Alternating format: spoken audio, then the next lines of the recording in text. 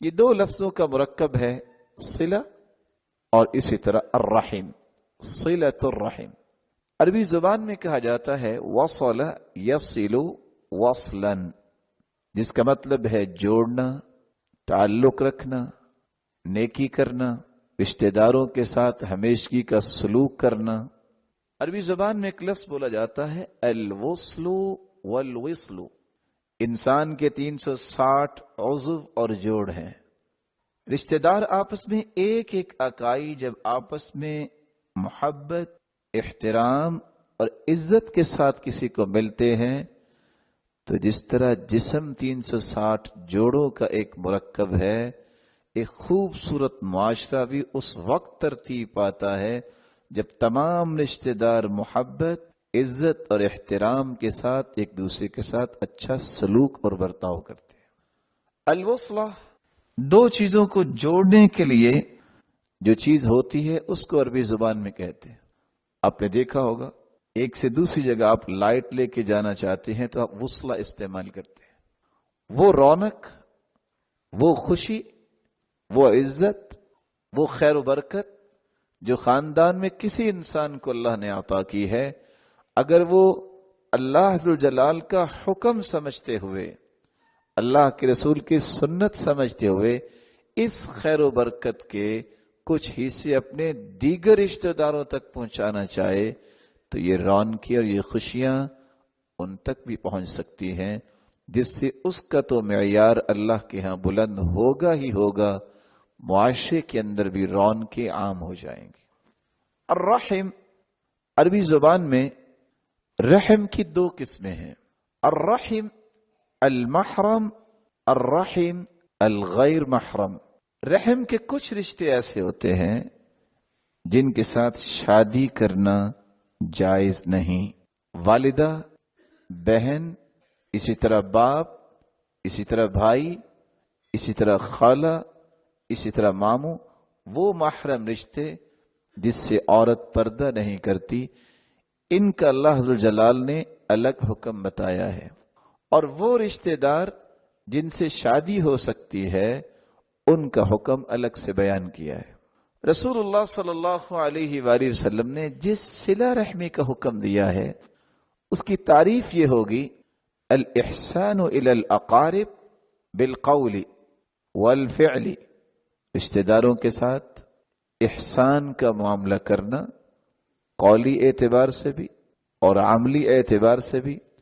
سواء کان ذلك بالمال، خواہ یہ احسان مال خرچ کرنے کی صورت میں ہو، او زیارہ یا رشتہ داروں کی زیارت کرنے کی صورت میں ہو، او السلام یا رشتہ داروں کو کم از کم سلام کہنے کی صورت میں ہو،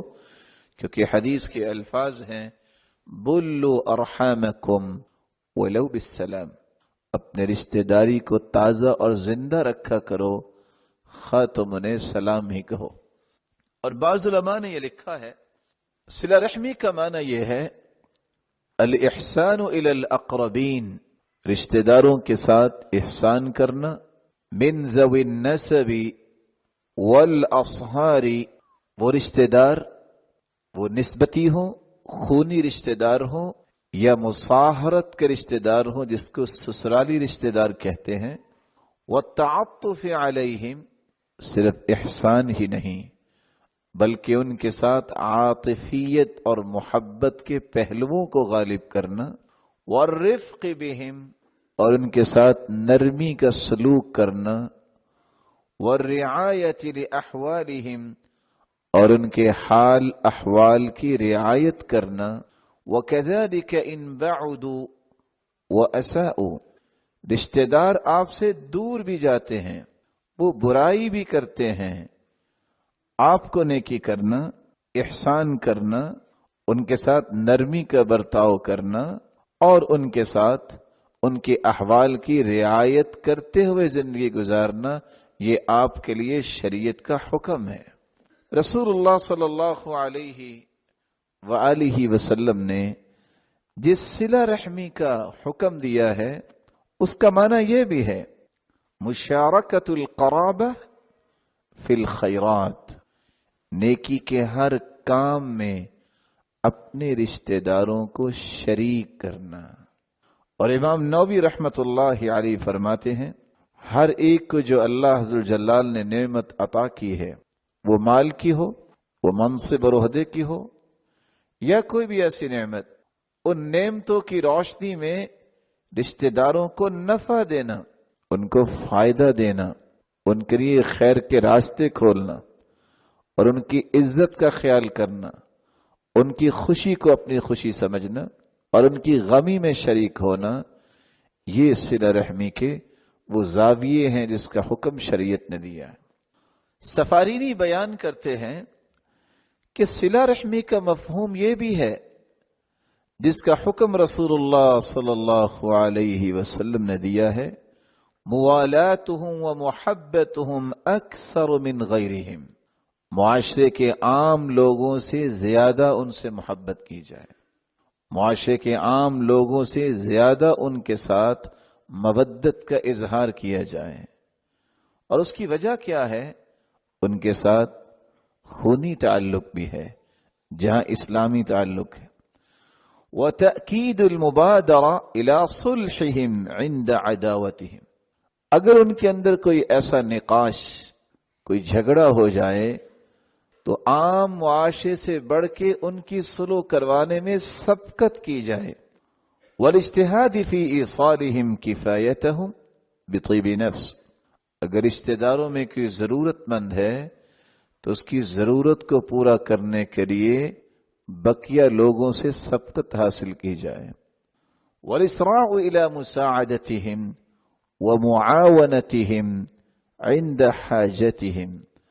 اور اگر انہیں کسی چیز کی ضرورت ہے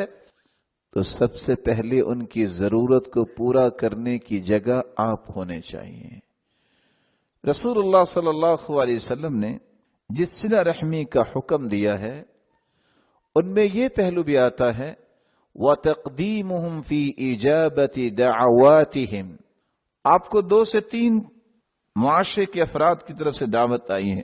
آپ میرے پاس تشریف لائیں،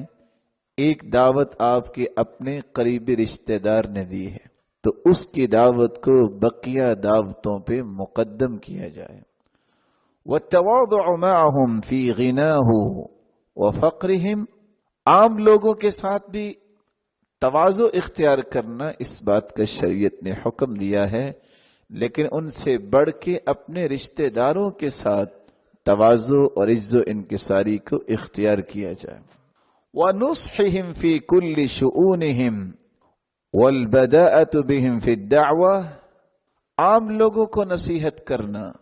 ان کی خیر خواہی کرنا، یہ بھی ایک مسلمان کی ذمہ داری ہے، لیکن نصیحت اور خیر خواہی میں ان کو عام لوگوں سے مقدم کرنا یہ صلہ رحمی کے ایک زاویہ ہے۔ عام لوگوں کو آپ دعوت دیتے ہیں کہ آپ ہمارے پاس تشریف لائیں، اس دعوت میں بھی قریبی رشتہ داروں کو مقدم کرنا۔ وَالضِّيَافَةُ قَبْلَ غَيْرِهِمْ وَإِيثَارِهِمْ فِي الصَّدَقَةِ وَالْهَدِيَّةِ وَالْإِحْسَانِ عَلَى مَنْ سِوَاهُمْ، اگر آپ نے تحفہ دینا ہے، آپ صدقہ کرنا چاہتے ہیں، آپ ایثار اور قربانی کرنا چاہتے ہیں، تو عام مسلمانوں کے ساتھ بھی یہ ساری چیزیں کرنے کا حکم ہے، لیکن مقدم کیا جائے صدقے میں بھی، تحفے میں بھی، ایثار اور قربانی میں بھی، تو رشتہ داروں کو کیا جائے۔ یہی وجہ ہے امام قرطبی رحمت اللہ علیہ فرماتے ہیں اتفقت الملہ، ملت اسلامیہ کے اس بات پر اتفاق ہے ان صلۃ الرحم واجبہ، کہ صلہ رحمی ہر مسلمان پر واجب ہے، وان قطیعتها محرمہ، اور قطع رحمی حرام۔